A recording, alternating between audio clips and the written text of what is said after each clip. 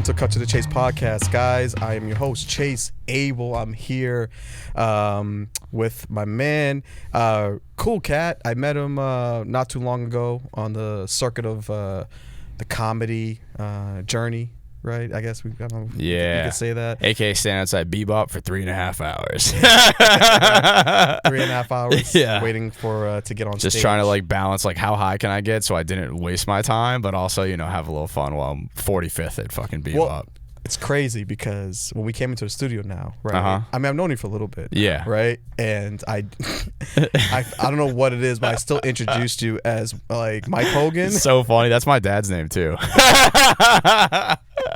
But you actually, no, it's all good, dude. No, actually, I think like forgetting someone's name is very funny, and I think people that take that seriously, it really pisses me off. I don't know about you. Like if you've known someone for like 3 years and they get your name wrong, it's like, come on. But like, right.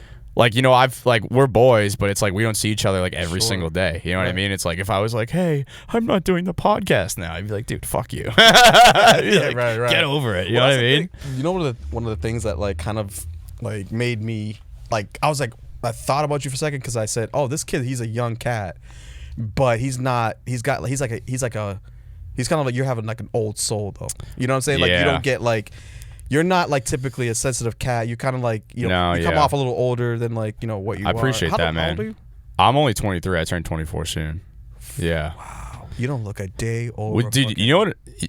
I mean, I'm not trying to hit on you. I'm just saying like you're whatever. Chase. Coco Panda's making him moves. You got a face. Panda Express is coming out of town. But you do got a body structure and a face of a Hogan. Yeah, because I got a weathered face at 23 already, dude. I could collect social with a good haircut in 2 years, dude. No problem. Hogan's like, do you feel like you have to like live up to the name of like Hogan, like Hulk Hogan, or no? Yeah, well, yeah. So here's the thing. So the Hulk Hogan thing, I get a lot, which is like it's fun to like fuck with people with that sometimes. Because if people like, I was never a wrestling guy, it just wasn't my thing. What?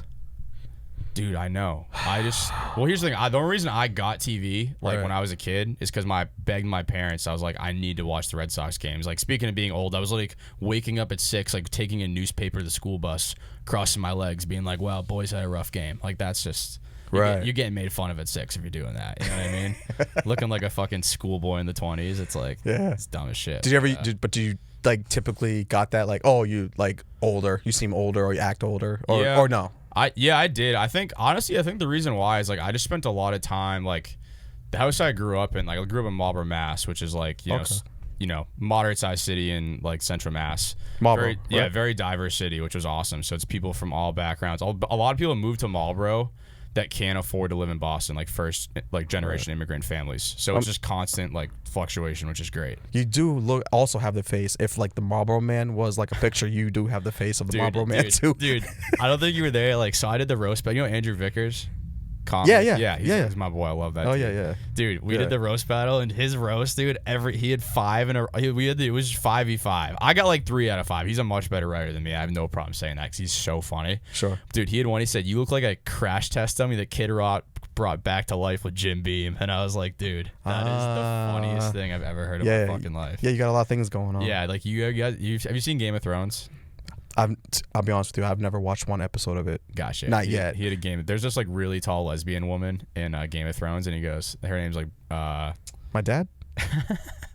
Dude, I know. Ellen DeGeneres, right, dude? That's what I look like. So how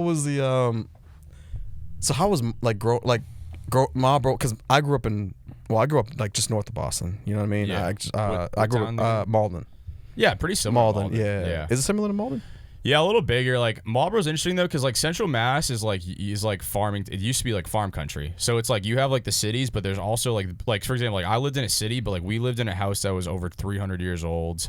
We lived like in the woods. Like I got to grow. That's why like I'm very grateful where I grew up, because I got to have like this experience of like, I'm one of 4. I have 3 sisters. We would just go out for hours and just. I think boredom really fosters you to be older and also creativity. That's a great point. In that. That's a great point. Like rolling in jiu-jitsu, like I run ultra marathons. I'm running 40, 50 miles a week. Like my best thoughts come when I have nothing else to think about. And I think that like as a kid I had that a lot, and that's why like stand-up's awesome. But yeah, Marlboro was cool. Like I think I told you, I think the first time I met you, I told a story. Like the first birthday party I ever went to was a Brazilian birthday party.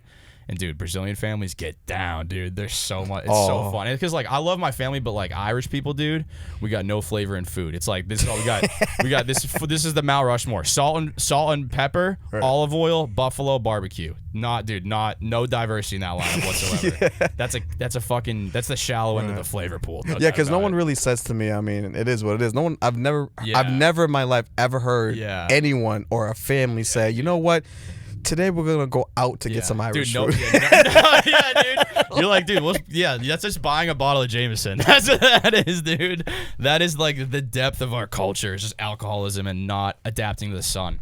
But you guys came. I mean, like, are you into like the whole backstory of like Irish history? I mean, is your family like? So your family was like born here, or are they from Ireland originally? No, my family's born here. My dad was born in Marlborough. My mom's from the Midwest, actually from Michigan. So. Oh, okay. Yeah. She's not from Flint, right? Is she? So good, actually, she had good water still back then, right? Yeah, back then. Actually, kind of not really. Actually, so before she was born, she's the youngest of 5. But my aunts and uncles that are like older, like they lived in Flint, like in the 60s and 70s. Like when shit was like going down in Detroit, like when the race riot. That's when the race riots, like right before that, was starting to kick in. And like they like my mom was telling me, she's like, all this attention like obviously was drawn to the South, but like in pockets of the Midwest, like shit was like getting like crazy. It was getting crazy, yeah. Yeah, because it's blue collar communities where everyone is like, you know, making money, but like not making enough to really, you know, get out of Detroit. Like that's the reality of like a lot of that industry, which is tough. Yeah. But you know, yeah.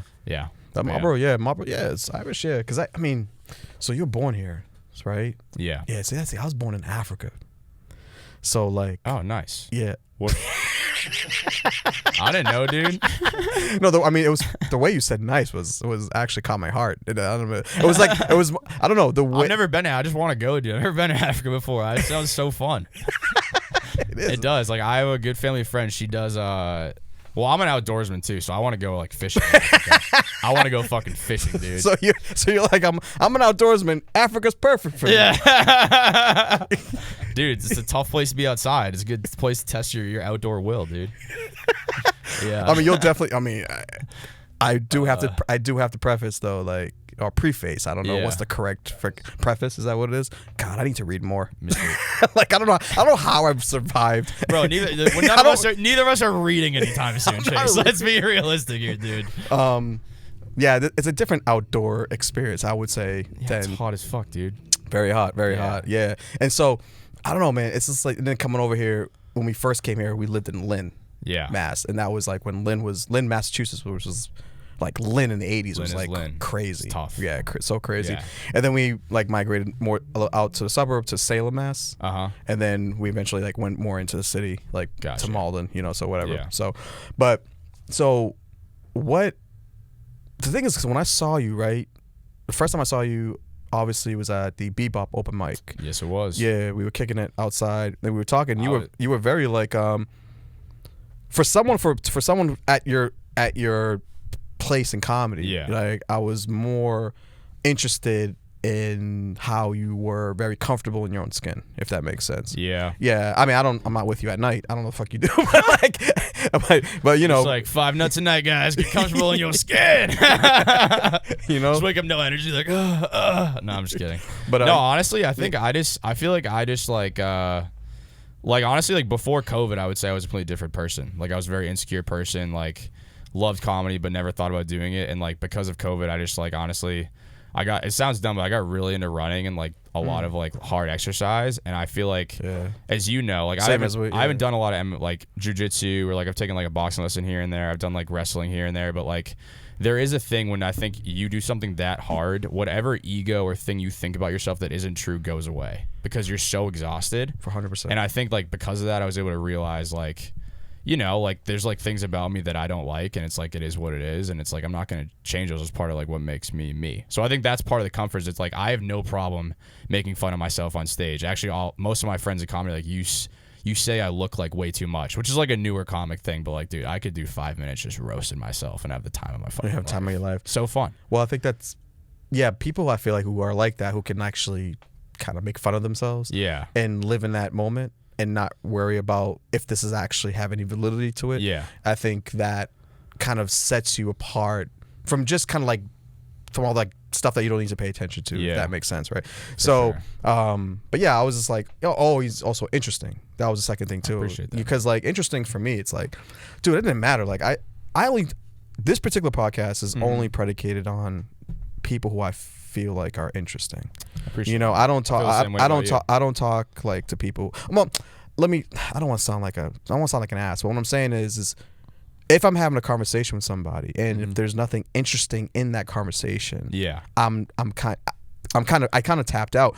I mean, I can say hi, bye, and cordial, and be, hey, what's up, and do that thing. But if I'm really having a conversation with one, if you're not like interesting to me, then if I can't come up with questions, then I'm just like, maybe I'm not listening. I totally agree, and I think that's like, I felt something about you, and actually you gave me a great piece of advice like when I met you that night, and I was literally, I think, like 3 months into comedy that I'm so grateful for, which is like you told me like, like as part of this you should travel. Like a lot of young comics don't travel, and it's like it's tough because it's like, as you know, like I'm only like year and a half, 2 years into comedy, and like, I'm not going into these cities with a lot of gigs booked. Like it's a lot of going, like I went to Nashville and like Austin last year. That was like my 2 big trips, and like that's going to mics and meeting people, but it's exciting, and like you go there, and I appreciate how good Boston comedy is, honestly.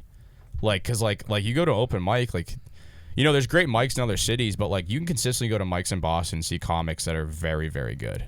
Yeah. Like, and there's people from Boston that moved to other places that end up like middling or like, getting really good spots very quickly, as you know. So it's it gave me a big appreciation for all, and how kind like you, like that's the best, coolest thing about comedy so far for me, honestly, man, is that like how nice everyone is. That can be. Like, there's both sides of the biz for sure. But like specifically like you and like Noonan, like guys that are like been in comedy for a while and both been very kind to me and like gave me great advice. And I know, because it's like one of those things where it's like, that's why comedy's great, is because like that's like repaying it back to the younger generation. And you hear like Burr and Rogan and those guys talk all the time. I'm sure I know Godfrey does the same thing too. He does. Yeah, he does.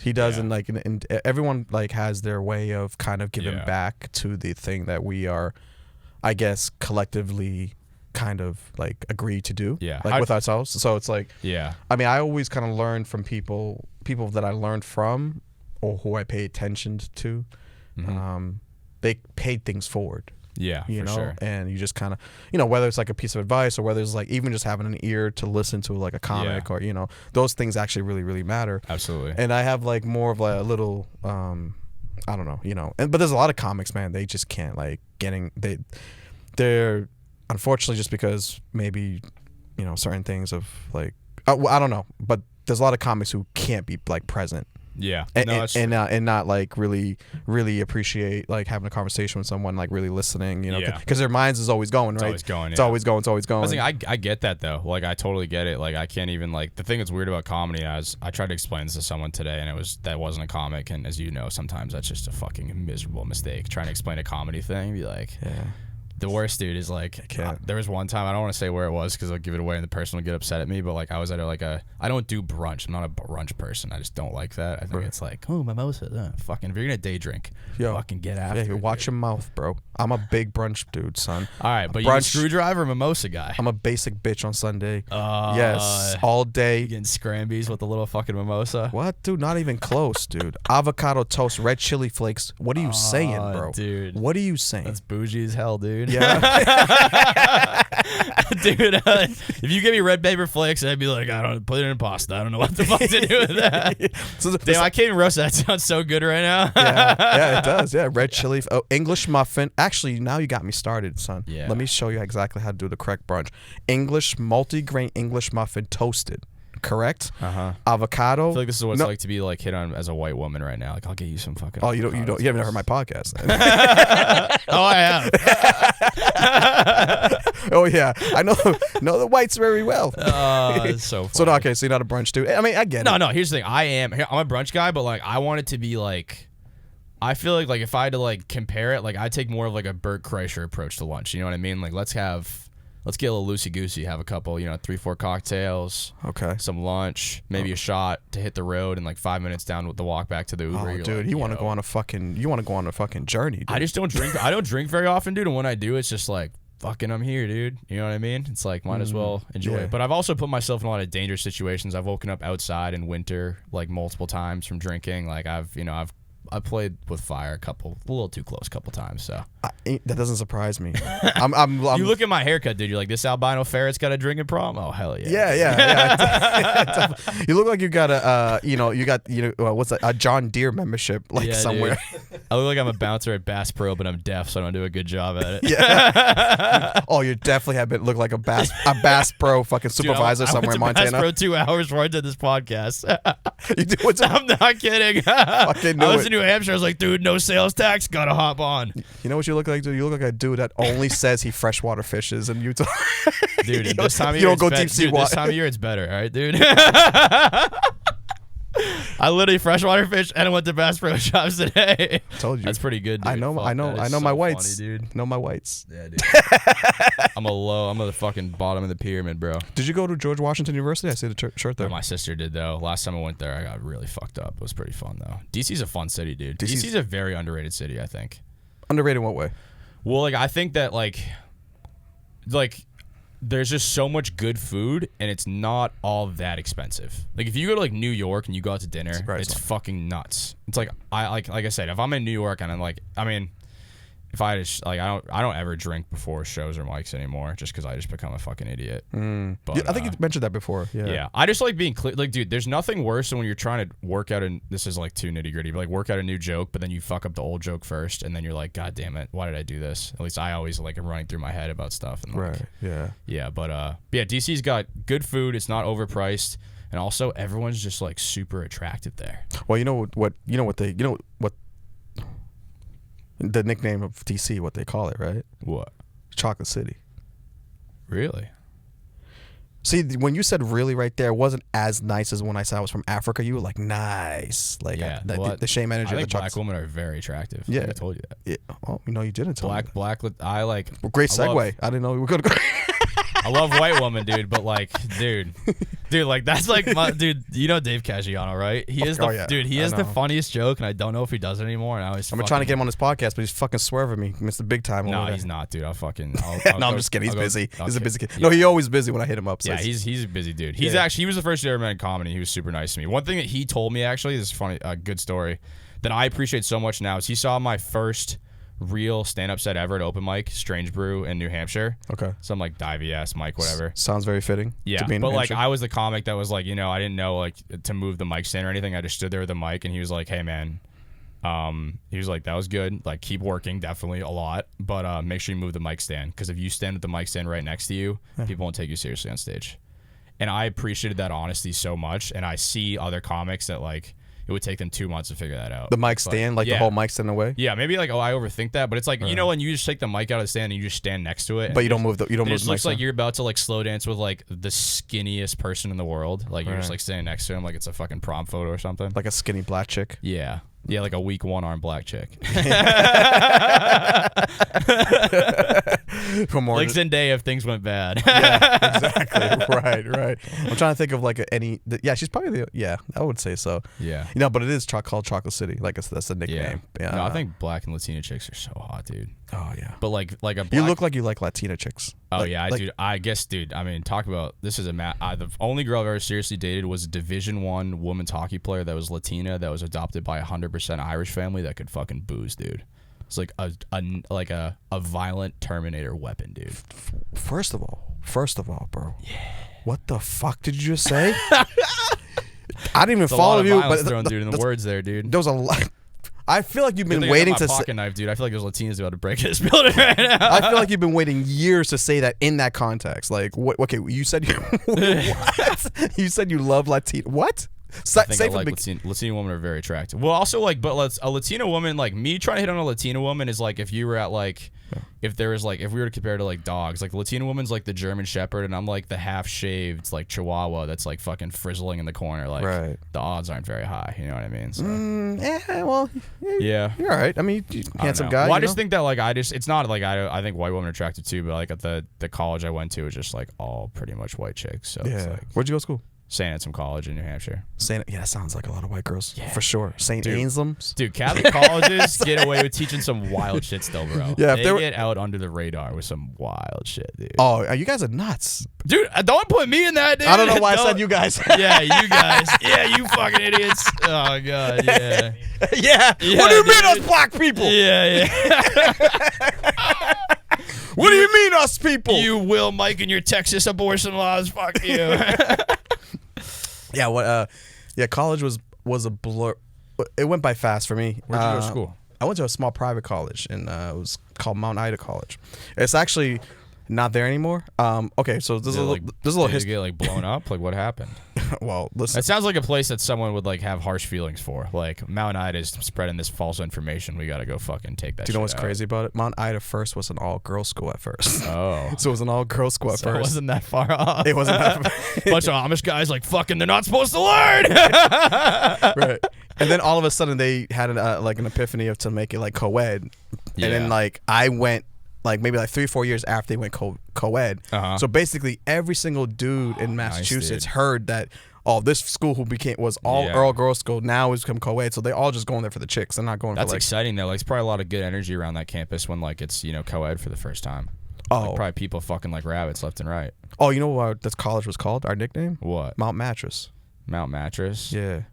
Because you need a new mattress every time you mount those hefty mountain steeds, dude. There was a lot of action going on. Yeah, a lot of Mary Thickness up there, dude. There was a lot of warm winters. Hey, dude, we want a warm winter here. There it happens, dude. There was a lot of, hey, Dad, Mom, I'm gonna stay at school for spring break.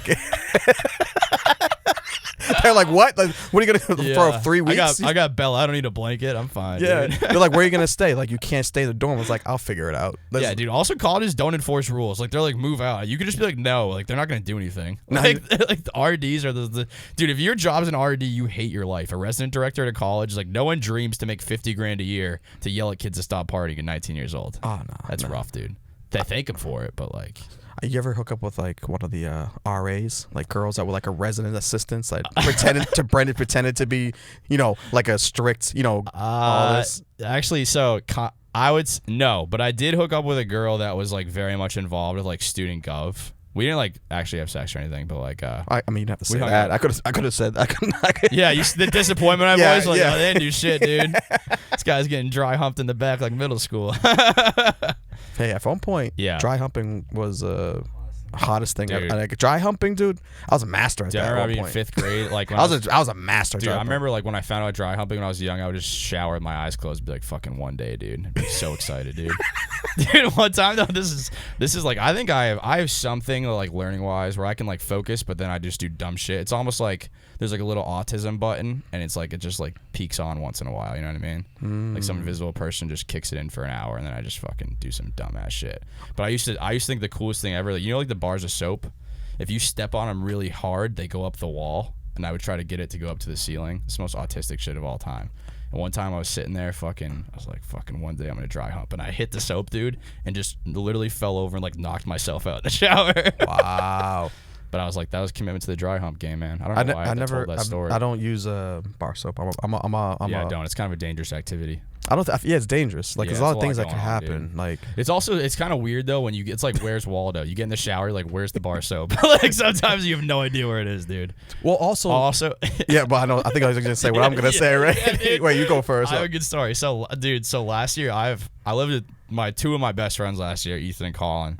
And fucking hilarious dudes. Love those names. Great white names. Oh, great white names. They're from like the seacoast of New Hampshire, like bumfuck town, but like the nicest people ever. And my buddy, I got a bar of soap, and it was gone in like 7 days. Which like a bar of soap, and like we're talking like like a brick, dude. Yeah. Like one of those soaps they advertise on podcasts. That's like fucking 5 pounds. Right. And it was gone in like 7 days, and I was like, hey, I don't care, but did you use my soap to like my roommate? And he was like, oh yeah, dude. Rub that shit all over my balls.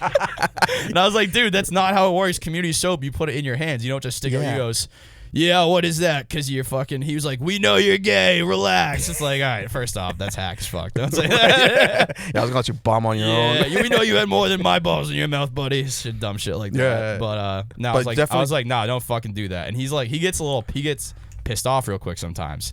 He picked up a bar of soap and whipped it in my face. He goes, "Here's your own soap," and I was like, "Ugh." Oh, he was waiting. Yeah, dude. He was waiting to get back. So bad. Nah, but definitely switch up. Are you using are you still continuing to use bar soap, or did you elevate your? It depends how financially competent I am at the moment. That's true. You know That's what a I mean? fact. If I get over $1,000 in my bank account, bro, I'll fucking go bottle. I don't give a fuck. What type of soap would you get?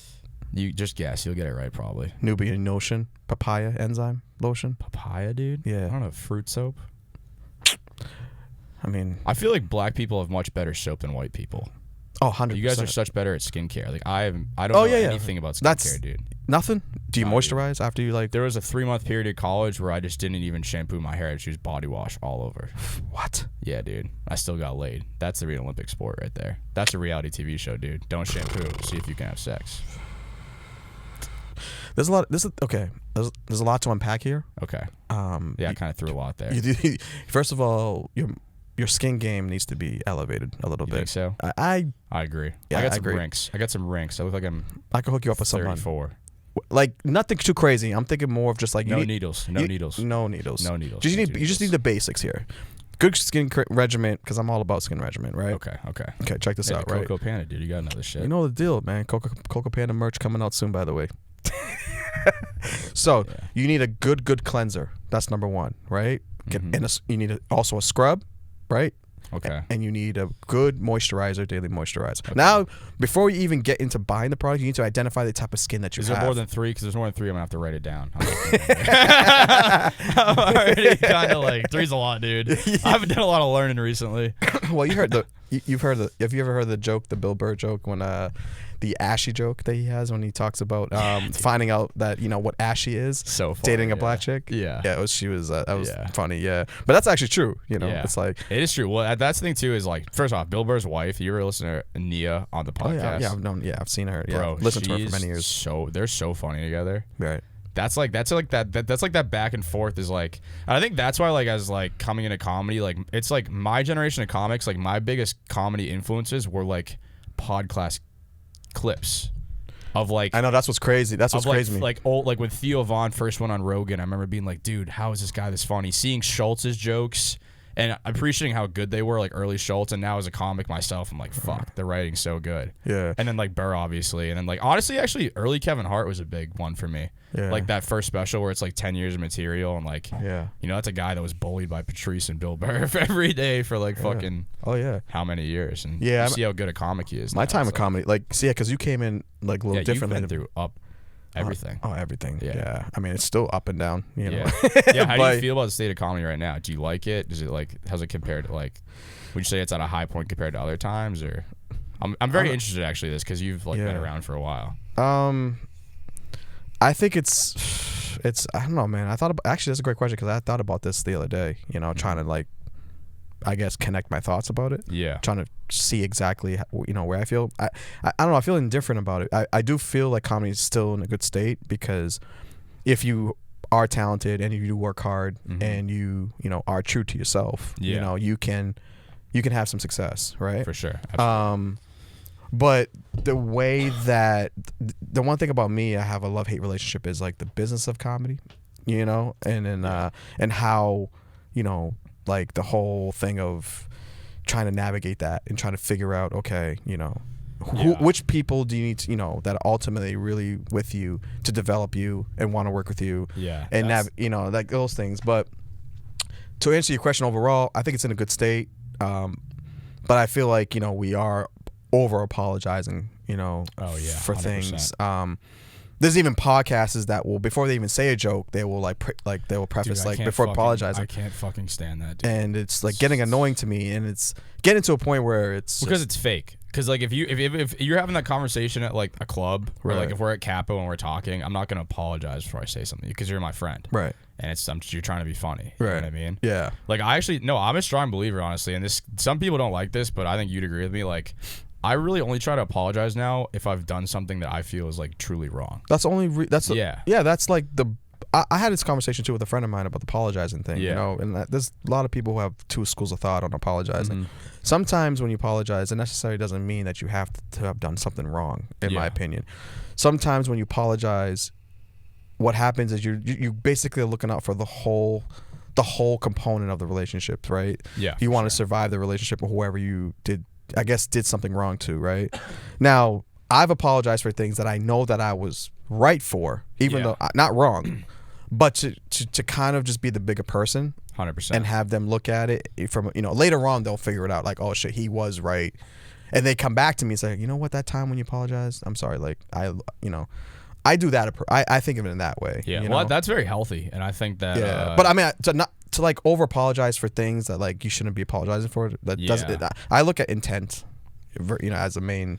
Yeah, thing, 100%. And I think that's one of the things that's great about podcasting, and I think, and honestly, I think like there's been so many specials that have come out this year, and I think that it transitions into the comedy specials now more than ever because there's so much content, like authenticity, and like whether or not you're really being kind of honest with your comedy and like the effort's been put forward, I feel like shows very much, at least in my opinion. Like for specials, like I don't want to name specific ones, but there's like Giannis Pappas' special that just came out the other day. Yeah, is unbelievable, dude. And it's like I'm not the guy that like critiques specials. I just like to watch them because it's cool to see what veteran comics are working on and like what angles they're taking, and like just these jokes that have like I think too many comics, especially at my level, and I'm guilty of this 100%, try to do comedy that has like a point, and we're just like not good enough comics to do that yet. Yeah. Like it's like for me, I'm just trying to be like the focus is just be funny, talk about yourself, and whatever feels like you want to talk about for the next 3-4 years, whatever it is. But I go naturally. I go natural to what you feel more natural to. 100%. Yeah, what you feel more loose to. Everyone has like their own opinion of like what they feel like comedy is, or what they think how this at the end of the day, is listen, man, comedy's like it's a moving art form, right? So you can't really like put it in a bottle because it's comprised of like everybody can be part of it, right? 100%. And everyone is different, right? Yeah, the thing that's great about podcasting as a young comic right now is that the amount of free advice that comics give out that are at your level or 20 years in, 30 years in and whatnot, like that they had to work for their entire life. As you know, that's a grind. That's being net negative fucking Lord knows how many years financially with all the free gigs, bar shows, blah, blah, blah, blah. Yeah. And I remember Bert Kreischer said one time in a podcast, he said the best thing that I ever heard as a young comic, and I think it was Chris Farley when he was still alive, he said he told someone, I don't know if it was Bert or like Attell or someone, but he said, as a young comic, don't worry about the money, because the best thing in comedy is just trying to be funny. He said that like once the business of comedy kicks in, it has to, because if you want to really be good at this, you have to make money at it to make it a living. Sure. But he said like when you're just focusing on being funny, like that is the purest form of, that's why you decided to do this. And it's like I try to think about that all the time, because it's easy to get caught up in the bullshit, and that applies to every job where it's like it's important to remind yourself all the time, like, why did I do this? Oh yeah. Like why does it matter? Yeah. Especially like mics and shit, dude. It gets so repetitive. Like you sit in the same bar sober, It becomes like, what happens is a lot of times, unfortunately, like when comedians like continue to do it, and they forget to reflect on that. 100%. What happens is they just get so used to just doing the thing that's all they know how to do. Yeah. So it ends up becoming just like, this is the thing I'm doing because I know how to do it. I've been doing it for so long, but I'm not making any. And that's why it's great to have. Yeah. Like you do jiu-jitsu and do a lot of other stuff outside of comedy. I think that's why it's important for comics. At least I was trying to believe this. Like I have, I run a lot. I'm a personal trainer by day. I go fishing all the time. We joke about that, but like fishing is honestly a lot like comedy, where it's like when you fish with like lures, I don't get too nitty gritty with it, but like there's things you're comfortable with that work, that work, but you could take a risk on a bigger bait, try to catch a bigger fish. Sure. You're probably going to fail a bunch of times, much like taking a swing on a new joke. That's how I am with thick women. Yeah, dude. Fucking preach. I mean, this is nice petite ones, all right? Yeah. This one's going to show daddy a good time. That's so funny, dude. That's a good comparison. That's a good bit. I don't know why I looked at the camera and said daddy, but I feel like it would add a little element. He's naturally looking stage left, like, you feel me? Some fucking because not all, bro, because at the end of the I keep saying at the end of the day. I don't know why. That's like a Kevin Hart. At the end of the day. Yeah. Well, I guess the notion that comedians like, come from like pain and suffering is a thing. There is something. Absolutely. But again, doesn't mean like all comedians are that way, right? You know what I mean? Like I'm generally a happy person. You know what I mean? Yeah. But I have my own things too, right? But you don't necessarily have to like live in suffering or think, like comedians who like kind of block being happy is always interesting to me. Dude, I can't stand you know what I mean? Or It's block like yeah. just being a positive person or looking at being optimistic. And it's like, all right, I guess, but you know, I feel like it's so much better on the other side of being like just positive and like things like that. Yeah, that's a very good point too, and I completely agree with that. Because there's one thing to like play that if you're like just doing it as like a personality thing. Like Burr plays into that, right? Just being like negative, like old Burr clips in the news and stuff, and it's hilarious. But he's like leaning into it. He's not like a fucking miserable person that hates his life. I mean, I'm sure it's tough being a comic. Fucking Burr. Yeah. Burr. I mean, he was probably when he's coming up, I'm sure those feelings were generally like natural. But like you're saying, like there are a lot of comics, and we know a bunch where it's like they're just like always just fucking pissed off. This day sucks. I didn't do this. Blah blah blah. Yeah. It's like, why am I not getting this? Like, yeah. Then they'll also be like, I have a good half an hour now. You're like, dude, I haven't seen you killing 5. Right. Like you see that shit all the time, bro, and it's like that's a hard moment because you gotta like sometimes that's the thing though. It's like there's some these comics now, like your groups, like these like 2 year, 1 year, 2, 3 year all comics, they're a different breed though, because these guys, from what I've been noticing, which is different from like when I started, a lot of these comedians are coming in with like a little too overconfident to a degree, and like a little bit of thinking like they already know what comedy is by listening to like thousands of hours of podcasts. Yeah. Instead of really being a stand-up comic, and the only way to be a real true stand-up comic is to do it on stage and to do it 100%. As much as you can, as long as you can. Yeah. You know, there was one like comedian, like these, I don't know what it is with these new comedians. There's some like dissonance there. I don't know, but maybe like I said, they watch too much. Like you said, their introduction to stand-up comedy was different, right? It was internet and podcasting.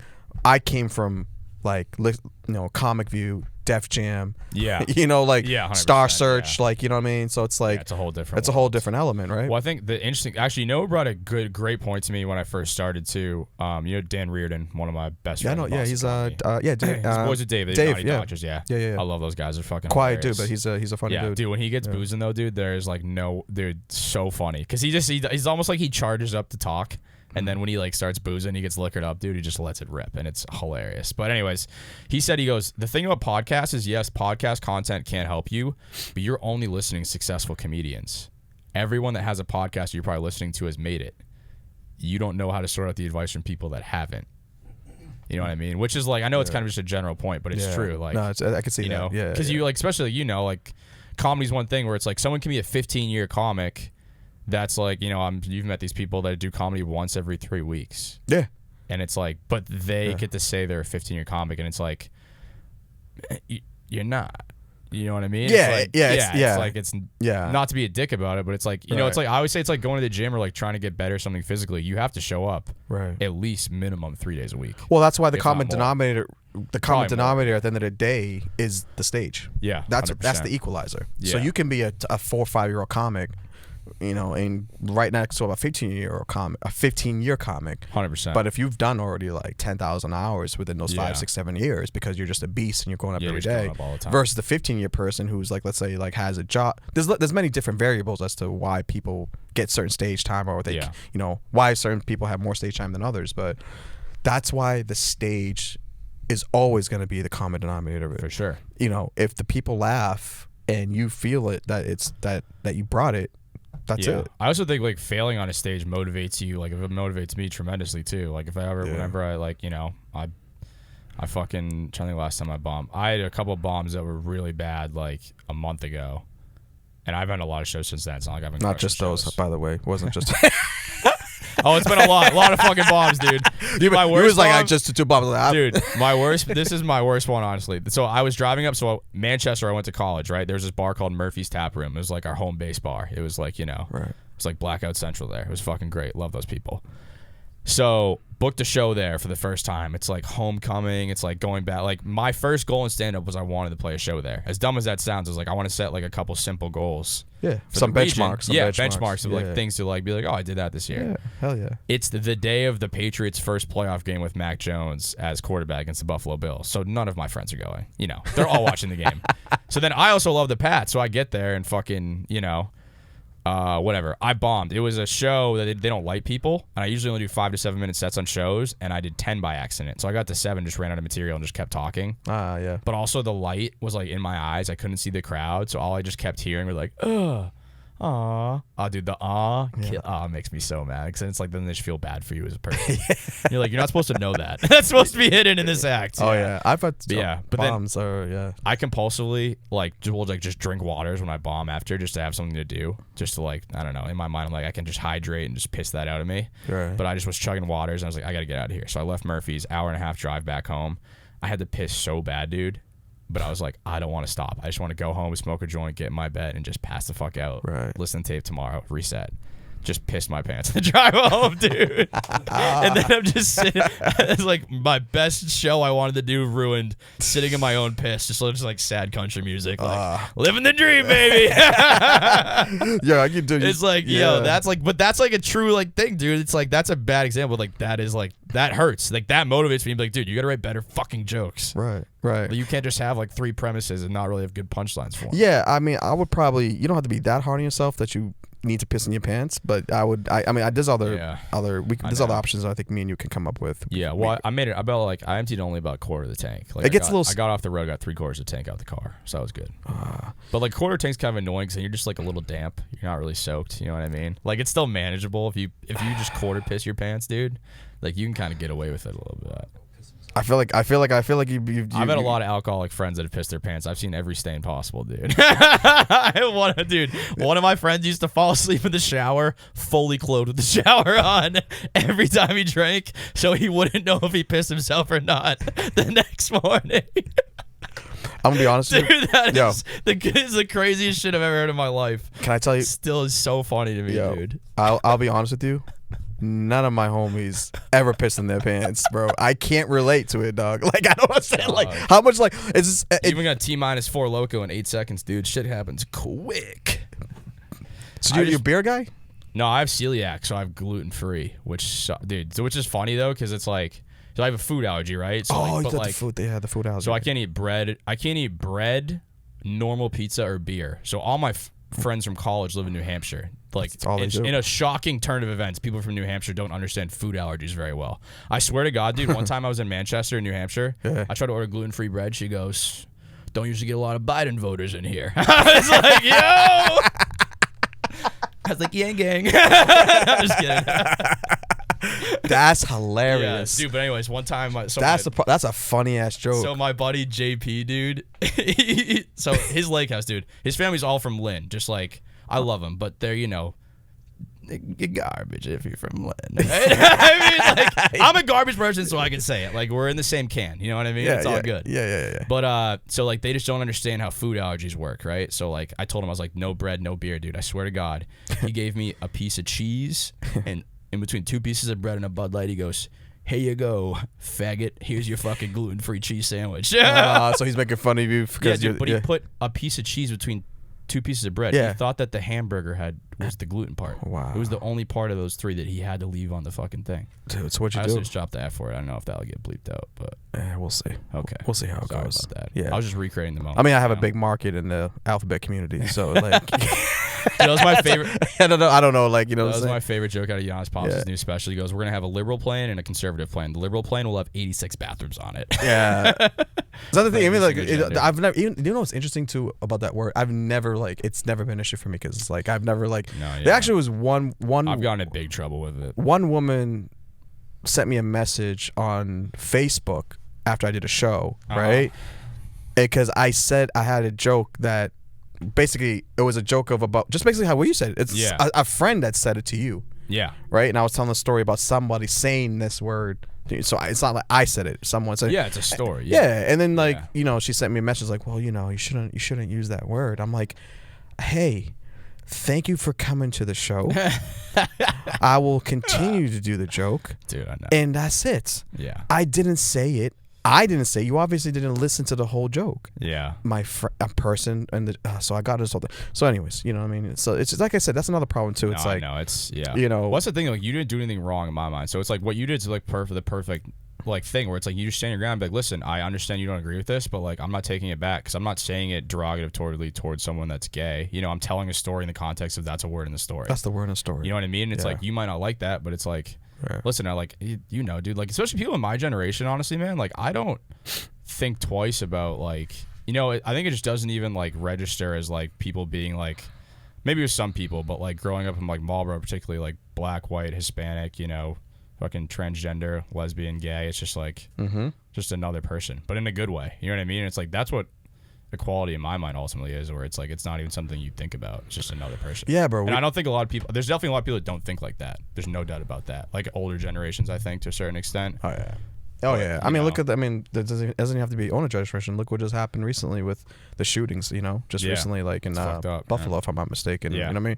Or you know, I think it was Charleston, South Carolina. Yeah. Where the kid came in and shot, like, you know, went to a church. You know, like it's just like, you know.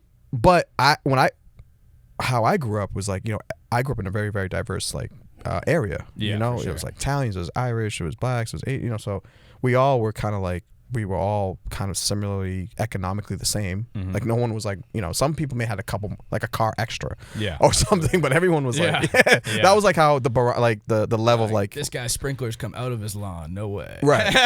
Exactly. You know, or they live in like a single family home versus like a two family I mean, home. interrupt, but the funniest thing, dude, is when like someone has like a really shitty home, like a shitty ranch, but like they put a lot of money in like the backyard, like the door doesn't work on the house. But, like I see this all the time. I feel like, but they're like pool's got like it's like a $500,000 pool, and they're like, yo, we can swim. It's like, yo, the best part of your house you can use 3 months a year. Right. Everything else. Oh, I know. Yeah. Well, that's just like me too. Also with my bedroom, where it's like I don't have a what's it called, the flat where you put the mattress and the box spring on. Oh yeah. You know, I just have the box spring and the mattress on top. Like I'm still in college. I like that, dude. Yeah.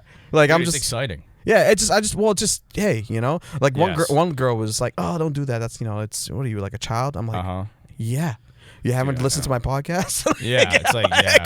I'm a dude, that's why it's like, I ate cereal with a fork yesterday. Yeah, bro, I am dude, a child. I got so high the other day. I woke up. I was eating a red freeze pop and it melted when I fell asleep, and I thought I was just like bleeding out of my mouth because I just woke up and there was just like red all over my chest, and it's like I'm a fucking adult. You know what I mean? It's like you also bring a girl home and she's like, "What's the red stain on your couch?" Be like, "Freeze pops." You know what I mean? It's not exactly not exactly hot. These like highly educated, like smart woman in Boston. They're like, you know, I'm a polyamorous rabbit or whatever. Like, I date ducks and geese. You're like, I don't fucking know what you're talking about, but sure, whatever. I like animals. Just gotta go. Sometimes you just gotta just go with that the is flow. one of the best things at comic. I feel like I've learned really how to head nod and just check out and pretend I'm there. And with dating, it's awesome, dude. I can just be like, oh yeah, yeah, that's funny. Yeah, for sure. Yeah. The dating thing is, I mean, me and you are so, like, we got like some years in between us, but like, man, like there's some, some dates I could, they're tough, man. Dating's tough. How old now. are you again? 41. Gotcha. Yeah. I've been with one older woman, and honestly, it was awesome. Usually people say you look pretty good for your age, but you didn't say that. You just kept on going, but I'll ignore that. You know you look good for your age. You fucking posting all your selfies all the time. A little head taps going, like, great deflection. Daddy's still here. I still want to hear it though. Yeah. I still want to hear him cute. No, Sorry. I thought you were like 34. I generally thought that. I was gonna say I hooked up with a 36-year-old woman in Nashville, and it was like the best date hookup I've ever had in my life. Dude, older she was older, like not old, like 36 is very young, older. Like, I didn't even think older than you. She also was like divorced too, so she like knew what she didn't want, but she knew what she did want. She wanted revenge. Yeah, and she's like, it's so weird that you're like, well, I also lied and said I was 27, but I can pull it off, you know. Oh yeah, for sure. I was fresh out of college. I was like, lying doesn't matter. I don't know. So she was like, so she got divorced, two kids. You know, I met a woman. I don't know how many children she had, but she was nice. She'd be a good mother. Dude, listen to this. She's very caring. I went to a concert last week. Great concert, old school concert. What kind of concert? It was like a Vivian Green. The artist was Vivian Green. She's she was back in the '90s. She was like, you know, an R&B like vocalist. You know, she's still doing her thing. And a friend of mine invited me to a show, and we were there. You know, whatever, and we met some people, a couple after, you know, the let out and at the bar. Yeah. I swear to God, the woman that we were talking to, she said that she had 11 kids. Wow. 11 kids. She was walking okay? By one guy. Huh? Yeah. She was walking. Oh, she was fine. She was white. Oh, she was walking fine because she was white and the guy was black. She was walking like the marathon runners. They're too dehydrated, just like fucking. Yeah, she was like a D2 athlete that thinks they're hot shit. Like, okay. Yeah. She was from Rhode Island. Rhode Island. Yeah, Rhode Island. Yeah, oh, yeah, Cranston. people are coming in Cranston for sure, dude. Oh yeah, a lot of happening things. A lot of No, I don't know how much is happening. There's a lot going on, but not a lot's going out. You know what I mean? Like, but dude, like 11 kids. Like, why? This is what I was thinking the other day, and you think about this, right? I don't have kids. I don't know if you have any kids, but no, I don't have any kids. But my question is to you is this: if you was to have kids, right? Yep. At what point do you say to yourself, enough's enough? Like, which number kid is like? Is it now? That's I know. a good question. Yeah. Now I know. Back in the day, I Do you feel have like. siblings? Yeah, I do. How many do you have? I got 4. Oh, this is good because you're one of 5 and one of 4. So we come from bigger families, so we know what that's like. So now it's like I feel like for me, but I feel like 4 and 5 kids is not that big. But where does it become too big? 6 or 7, But 8? it's fun. It's like a 2v2 basketball game. Like it's not a lot, but like you stay busy. You know what I mean? Numerically, that adds up too. That's the only reason I did that. Yeah. No, It's the most math I've done in years, dude. 2 + 2, I was like fucking 4. Let's go. How many dads though? You know? Yeah. 11-girl kid. But think. Kid girl. Yeah. But if you think about it, I feel like if you have more than like 6 kids in this day and age, unless you don't live on a fucking farm in Montana or you're not Amish, why are you having 7, 8, 9 kids? Or if you're not Irish Catholic from like, I guess back in the days, like that was a thing, right? Oh yeah, dude. Just get a little fucking 2-bedroom and just put 8 kids in that thing, dude. Right. That's how my dad grew up. Like So he was a product of 8 kids, right? Product of 6, not 8. 6. But like 6 is like that's a lot too. But the thing he always tells me is like the craziest thing. He's like back in those days, like everyone was a big family. So like, say you had they had like 20 houses on the street. It was like a hill of Marlboro, right? And so if every house has 6 kids and you got 20 houses, that's like 120 kids. So like you can just do it. Like he said, like they would just have like a different sport going at all times. Like you could go play basketball at this neighbor's house, right? Baseball became here. a community. Yeah, if you wanted to fight, you could go fuck up the neighbors or whatever. Right. Like you could just the right. guys at least like back then like concussions weren't a thing. Like him and his brothers were just getting street fights, dude. With one time my uncle was born and just tried to jump off a tree to see if he could fly. Just shattered both his legs, dude. You fucking like it's like I love my dad's super smart, so is my mom, but like we're definitely like I said, we got the autistic button too. Your uncle jumped off the thing? It's so funny, dude. He's fucking hilarious. He told me the funniest story one time. He goes, one time me and the boys, we were in Maine getting after it, and he goes, we decided we were going to drink, they were in a pickup truck, until the bed of the truck was filled up and not stop unless we were getting gas, like pissing out of the truck, dicks out of the truck, throwing beer, like they ripped like 200 beers, and the officer pulled him over, was like, hey guys, you trying to get caught? And I guess one of the guys was like, dude, we can't drive anymore. Please just take us in for the night. That's crazy. Yeah. That's crazy New Hampshire shit right there. That's Maine, dude. That's Maine. You know what? More driving roads up there. See, more time to drive. The craziest thing my uncle did, he didn't jump off like anything. He brought a lamb from a farm as a gift because... Wow. Did he buy it? He bought it and brought it and left it in my backyard, and I came home from school. I was in 8th grade, and instead of going through the front door this time, I went through the back door, and I heard like, and I'm like, oh shit, there's a fucking lamb in a backyard in Malden, Massachusetts in 1996. I go upstairs, I'm like, Mom, there's a fucking lamb outside. She's like, yeah, your uncle bought it as a gift. I'm like, Mom, we live in America now, dude. Funny, we can't fucking have that's a the most lamb. American shit ever. There's white fucking neighbors around us. They're gonna think we're nuts. That is like when like American economy just is based for gift giving is just based on buying things that you don't need but are just fun. Like when you go to these like white trash neighborhoods in the South, dude, like Kentucky, dude, like bro, all of them have holes in the roof but have a half rotten school bus in their front yard. It's like, dude, why'd you buy a school bus? You know, get some shingles, dude. You know what I mean? It's like you just gotta buy cool shit once in a while. Yeah, but now, like you ever see like someone that has no money and has like a sick car, like that's like that's like the automobile llama. You know what I mean? It's like I could just do it, so I did it. Check this out though. Yeah. Check this out though. Did you eat it? Okay, check this out. Oh, let's go, dude. I've had lamb. It's very good. This is the medium, not medium rare. This is what was great about like the 90s and like before the internet, right? Yeah. Things could just disappear and go away. Oops, Whoopsie daisy, bye bye lammy. Yeah, this lamb stew was pretty good tonight, mama. Dude. Like, you know what I mean? Yeah, someone shoot a chicken in the Abel's backyard, dude. There's white feathers everywhere. But bro, this is what this type of stuff I had to deal with culturally that was different. Like, like the culture, my African culture. Like, that's like a thing. Like, if someone gets married or something like that, we do like different. Like, hey, here's a lamb. Yeah. You know, it's not like, hey, here's a $50 gift card to fucking Disneyland. Like, it'd be so many funny. Really, like ran out of money. He's like, here's a skunk, dude. That I just found it laying around. You know what I mean? Like, just pick up like rocks, and be like, you know. Like, yo, we used to be like, is that dank? That's like one of the funniest things I've ever heard. Is like there's this podcast called Part of My Take, which is like that's like the Rogan version of like sports coverage podcast, in my opinion. Okay. For like football. Oh, nice. But they used to this thing called Mount Rushmore season where they would just because like it's basically making fun of sports shows always doing dumb debates to get through summer. So they would do like Mount Rushmore of animals they wish were extinct. And one guy said skunks, and he goes, nah, man, because if we didn't have skunks, we couldn't roll down the window where high, be like, damn, that's some dank-ass weed. Oh, fuck, it's just a skunk. All right, let me ask you a question. Yeah. Before we, you know. If I was to choose to go hunting or something this summer, are you the person to call on to know hunting shit? Yeah, I bow hunt. Fuck yeah, dude. Yes, dude. Well, that's a fall activity, fall and winter. Damn. Summer's kind of, it's more of a fall thing. Because like you can, so it's fall and spring really. So spring is like turkey season in Massachusetts. Fall is deer and turkey. But I also, I worked in agriculture for a while. I worked on a farm, one of the biggest organic farms in Massachusetts for 7 years off and on.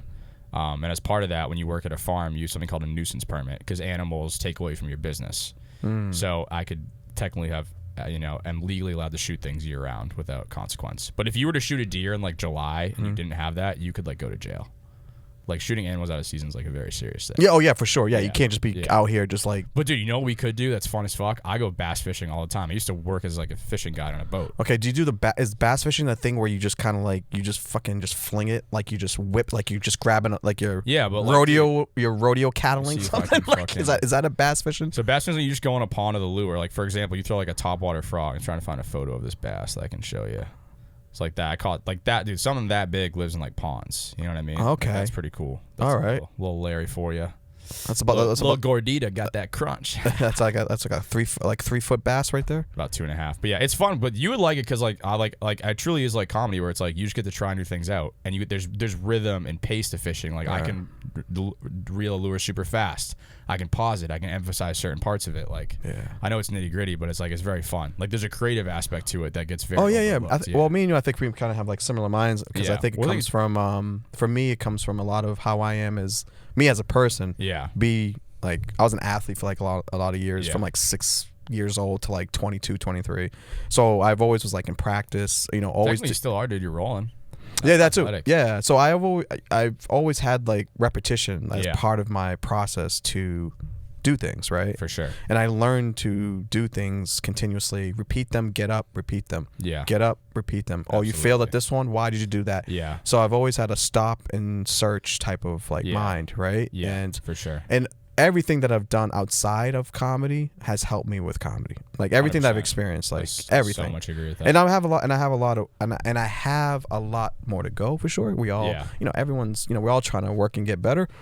But man, I can tell you right now, dude, if I didn't have the certain sensibilities that I obtained through like other previous life experiences, through sports or through, because I don't know. I'm very grateful that I was able to go through that stuff. You know what I mean? Yeah, I think in a weird way. You know what I mean? Yeah, I also think it also like helps you comically too. Like I've worked since I was 14 years old, and I used to teach archery to like homeless and like special needs kids. Like I work at a farm, worked on fishing boats. So I worked a lot of hard jobs, and like I failed so many times at those. And I know it's like a cliche thing to say, but it's like if you've experienced enough failure, like you always get over it. It's gonna suck for a day or two, but it's like there's always a lesson to be learned. And it's like that's like the thing with like bad sets now. Like it happen to me all the fucking time, and it's like, okay, what went wrong? What can you learn from this? And there's always something there. You just have to be honest with yourself. Gotta be honest. Is the hardest thing.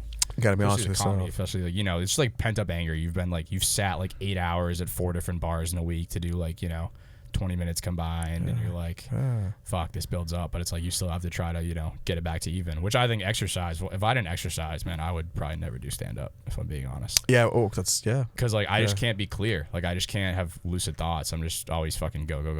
So it's like you know, and it just humbles me too. Like I feel like I still have moments where I'm too cocky at times, honestly, but yeah.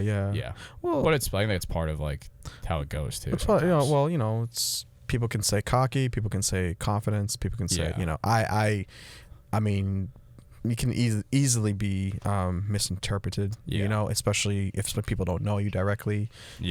Like I'm sure maybe people come as me like, oh yeah, Chase, he's overconfident or used to it, but this is the only way that I was able to survive. By 100%. Being this way. You know what I mean? They don't understand like the type of mentality that you had to have to get through the shit that I used to go, like I had to get through. Yeah, I mean, everybody has their own personal pain shit, whatever. But so you did start in Boston, right? Or did you start somewhere else? I started in Boston stand-up comedy. That's what I thought. I started at because like Stevie Blue Eyes when we talked about him the first time. That's my guy. Yeah, Stevie's my guy. He's out of comedy now, I think, right? Stevie's an interesting character, dude. Yeah. He's not even a character. He's like Stevie Blue Eyes is a guy. I knew him when he first started. Yeah.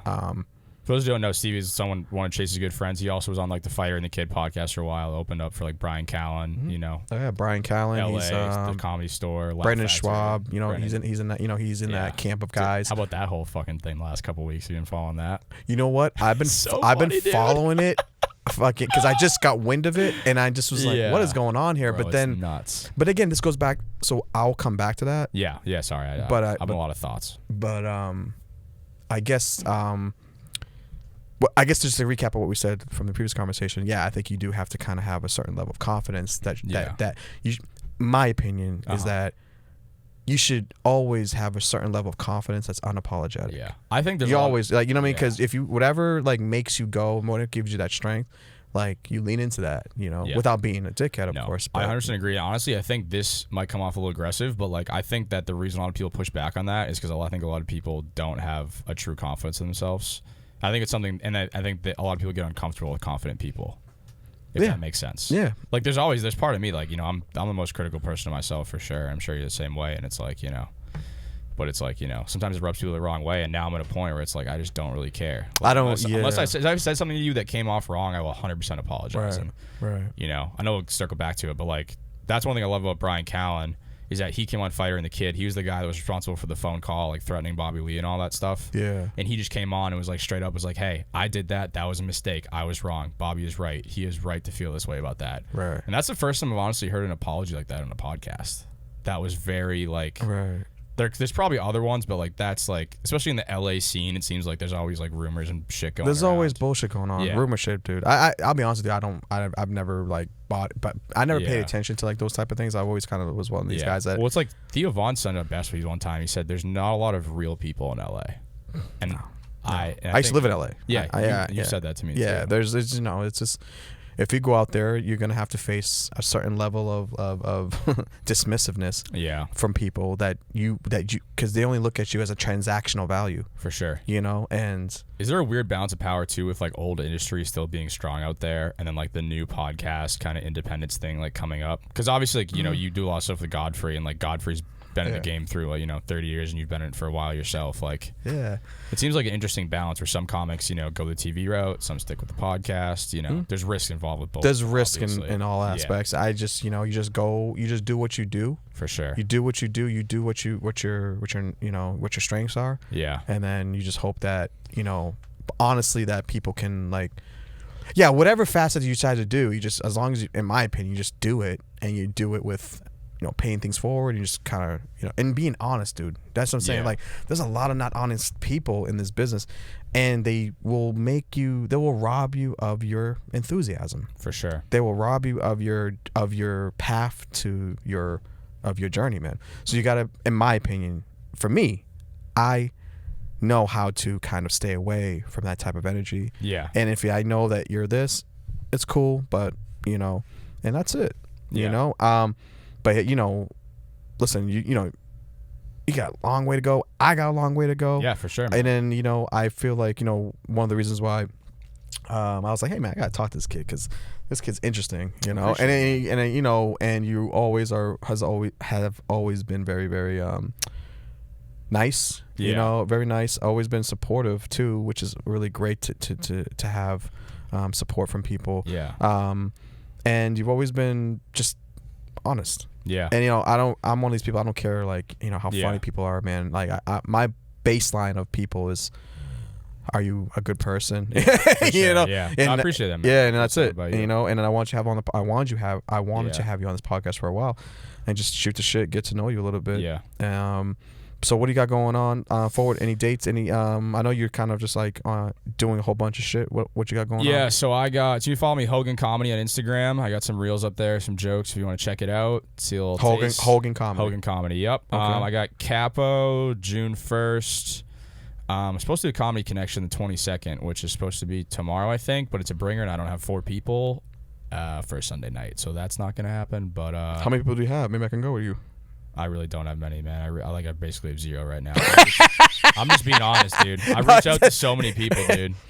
Starting is hard, dude. Well, it's also like but it's also thing too. It's like I get why people want to go to a show in Providence on a Sunday night. You know what I mean? It's like, but yeah, Capo 6-1 and then Bell in Hands, July 16th. There you go. Yeah, dude. Check out Hogan Comedy, guys. Really cool cat. He's coming up in the business, coming up in the scene. I'm looking forward to watching you grow. Maybe we can go hunting one day, just chill, shoot and stuff. Catching fucking fish too, dude. Yeah, guys, follow me at Chase Abel ChasCabel on Instagram. You also can go on my website www.chaseabel.com. I have some dates coming up. I'll be at Capo as well. I got a couple June dates at Capo.